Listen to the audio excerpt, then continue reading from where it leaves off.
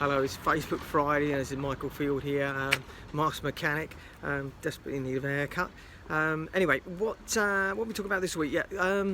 Been talking about how cars that have been left stationary due to lockdown, people working from home, etc., and the sort of problems we're seeing are occurring because of that. And one of them is what I'm about to show you now, which is what we call coil springs. Coil springs are part of the suspension. They go under the car. They are helping with ride comfort, drivability, manoeuvrability. Very important part of the car. And what we're finding is that people have been coming out to their vehicles, and we've had at least 3 or 4 vehicles now where they found this on the floor. What you can see here is that the part of the spring has snapped off from the rest of the spring. You can also see that it's very corroding on here as well.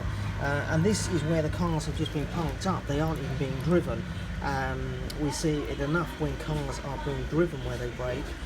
But in this instance, the customers come out and this has been sitting underneath the car. Okay, so coil springs. You can see here, this is the rear of the vehicle, underneath the back here.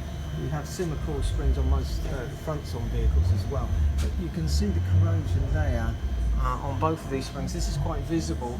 Sometimes you just cannot see the whole spring, so you can't see where the corrosion is. And you don't know about it until they actually break on you. But this gives you an idea. This one is particularly bad.